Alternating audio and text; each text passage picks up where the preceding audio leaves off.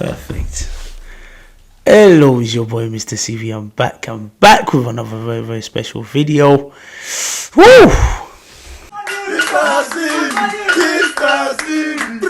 I'm also back again to do another Wala Wednesday, and trust me, with the Wala Wednesday that I've been doing the last couple of weeks, there's been a lot of positive feedbacks, and obviously it's given me the encouragement and the motivation to continue. But also, last week I did do a Wala Wednesday video, but unfortunately there was no sound in the video, so I spent like about 30 minutes, 40 minutes recording the video. By the time I look back at it, there's no sound, and you know what, sometimes these things happen, and it's just part of technology. But also, it means I can always redo the video and make it even better, which is a bit annoying at times, but it's also a way to improve myself as well. Let me not waste your time. Let me get straight into this Wala Wednesday. So if you haven't watched the other Wala Wednesday, or you want to know what Wala Wednesday is about, go check out my other videos on Wala Wednesday, and feel free to also not just check out Wala Wednesday, but check out my other videos as well. So I'm going to go straight into it like I said, so hold on. So let me start with this one, because this one is quite interesting. So I'm going to start with this one. So it says, a guy in the church is part of the choir, but his wife is always accusing him of looking at another woman who is also part of the choir that has a big uku. So uku means yash as well, big yash. So if you don't know what yash is, go and check it out. But it's quite trending at this moment, so check it out. She also has a big yash. This wife also has a big yash too. When he gets home, this becomes a big argument. The guy doesn't know what to do. He's feeling of leaving the choir. So this is a big problem, because obviously, according to the scenario, the guy's in a choir. There's a woman in the choir too that is not his wife, that has a big uku, or that has a big yash. His wife also has a big yash too, or she's physically endowed. Let's put it like that. Don't like to use the word yash. She's physically endowed. Now, the problem is the woman, his wife, is always accusing the guy, thinking he's always looking at the other woman who is also physically endowed. But for me, the way I see it, this is just about trust and communication. But also as well, there could be a bit of jealousy into it as well, because obviously the wife might seem a bit jealous. Some people might say, oh, she's just maybe being protective.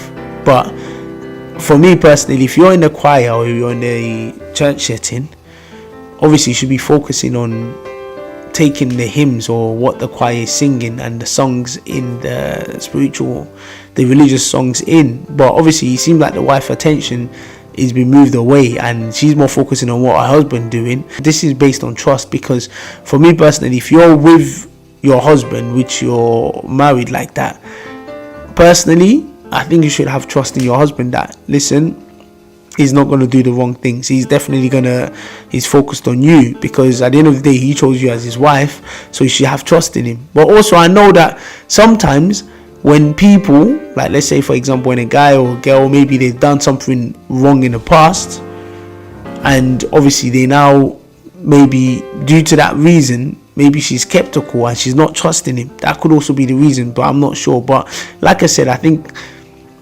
this is just a matter of trust, and I think you should trust your husband that he's doing the right things and he's not focusing on the woman.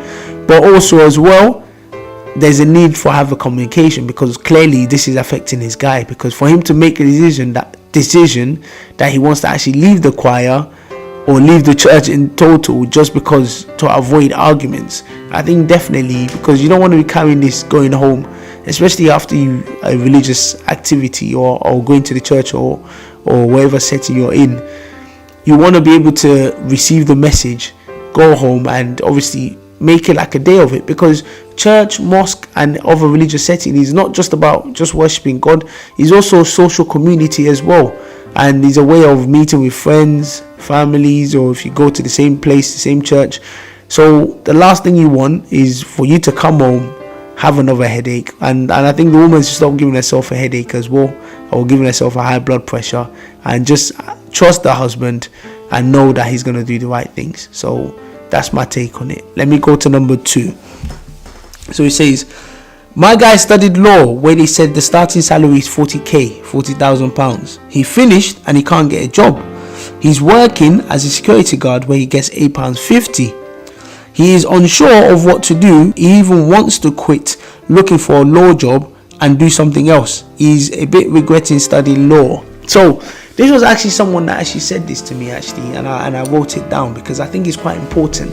And there's a reason why I think this is quite important is because a lot of people study courses which at the end of the day when they finish they are told that they're going to get high paid work or they're going to get paid quite a lot of money from the course or after you finish the course, which could be true on one part and might not be true as well, because the university, their job is to bring it into the university. It's like selling a market basically. They're there to sell a market to you, to present to you why you should come to their university. When you come to the university, part of also their job after that is to give you the tools needed for you to be able to apply to these high paid jobs. Their job is not to get you these jobs. That's not their job. Their job is to give you the tools, is to give you the knowledge, is to give you the work experience, the skills that you need to apply to get this high paid job. So if you're thinking the university has failed, the university hasn't failed in their part. You've also failed in some aspect, in the sense that you need to push it to be able to get these high paid jobs, to be able to utilize the skills you've learnt. Because once the university gets you into the university, that's some of their job done. If they fail to give you the tools and skills needed for the job that you're looking for within the course, then that's where you can say the university has failed. But if they've given you the skills and experience, and also you've got a certificate to prove by getting your marks, maybe 2-1 first, whatever marks you've got or whatever grade you've got, the university can come and say, look, we've done our part. It's now up to you. That's also why it's important that sometimes a lot of you don't just go and study courses where at the end of the day they say, oh, you're going to get a lot of money, you're going to do this, you're going to do that. Because when it becomes difficult, especially in this scenario where the guy obviously he's thinking of quitting because he's been looking for a job maybe for about 6 months now and he's not been able to get one. And the law and some other jobs, there's a high demand for it where there's a lot of people that are studying there, so there's a lot of competition. So if you're not really passionate about this course or about this job, when it becomes difficult, you probably end up giving up. And I think people also need to get rid of the mentality that school is there for you to help you get jobs that are high paid or get things. That's not what school is there for. Schools are there to give you tools to enable you to get these high paid jobs. So, because I know a lot of people, they're complaining, school's this, school's that. No. It's you. As much as schools can do their part, you also need to do your part. But like I said, this is where the passion of the job needs to come in. Because if you're passionate about this job and it's really something you want to do, when it becomes difficult, you'll be able to push it, you'll be able to keep going. It took me 2 years plus to become a teacher. I went all around the UK. If you haven't watched my teaching journey, go and check it out.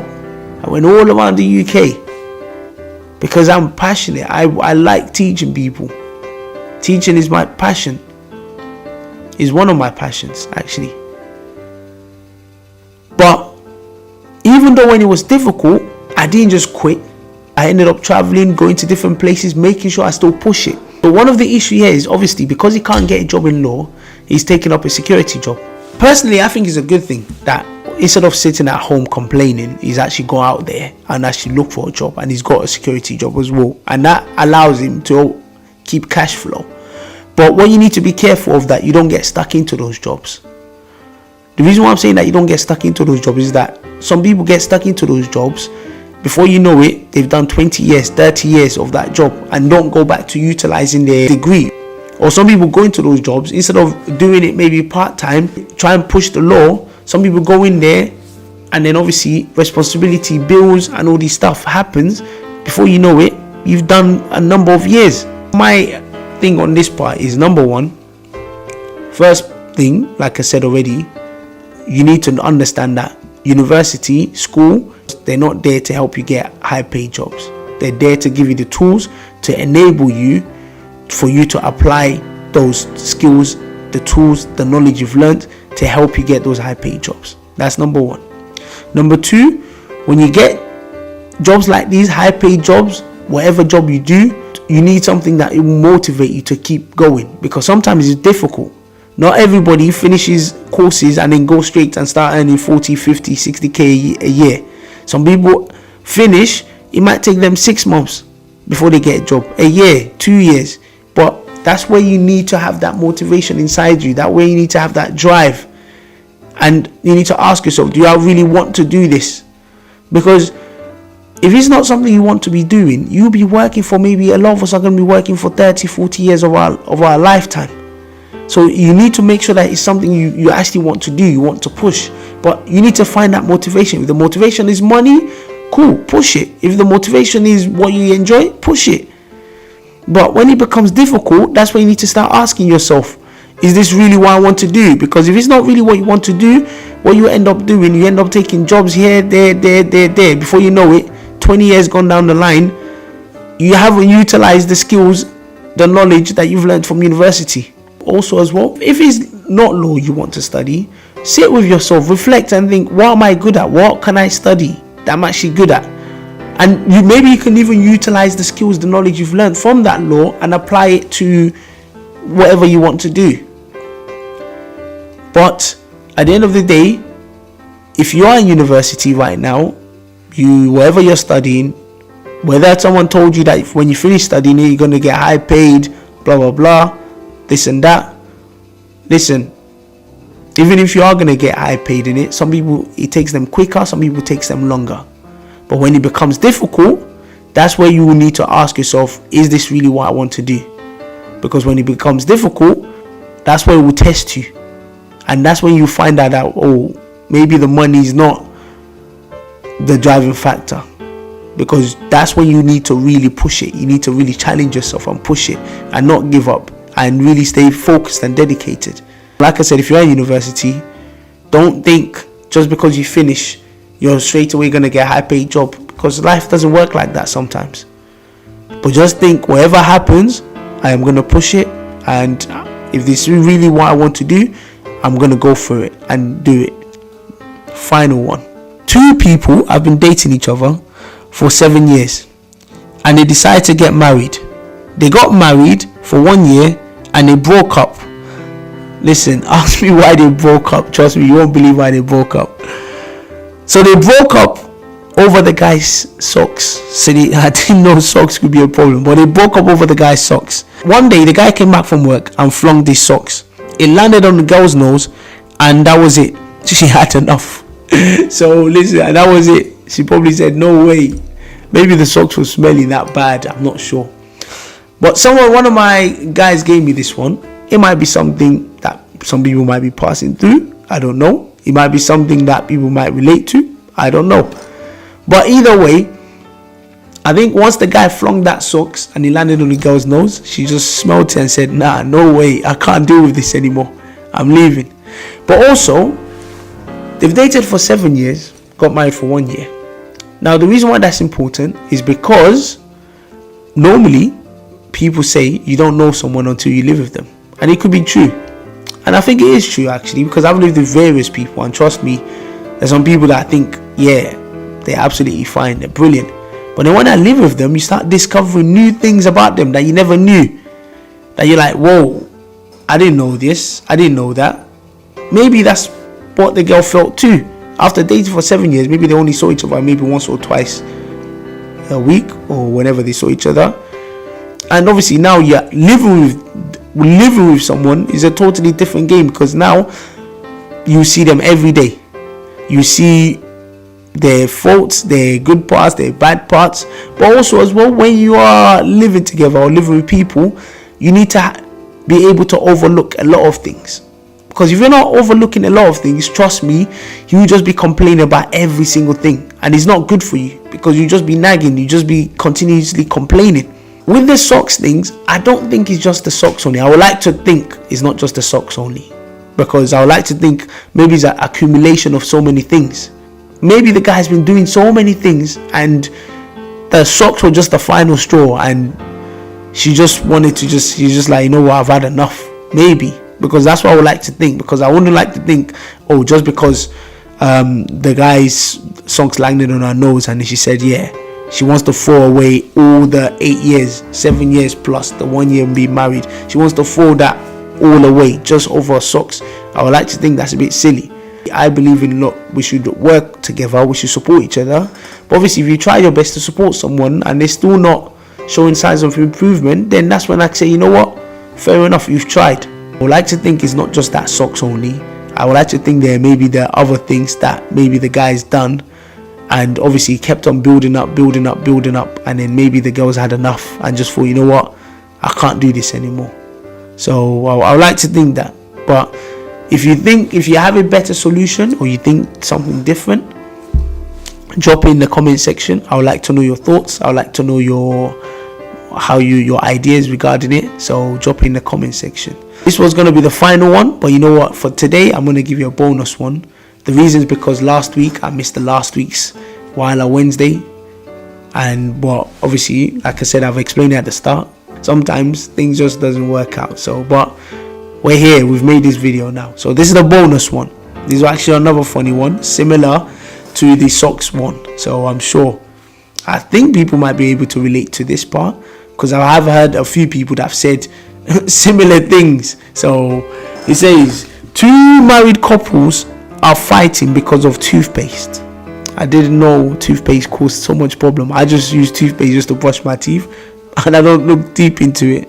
It says one presses it at the bottom, the other presses it from the middle. It is causing an argument. What should they do? Wow. I never knew toothpaste could cause so much problems. And people, one person pressing in the middle, the other one pressing at the bottom. For me, does it really matter?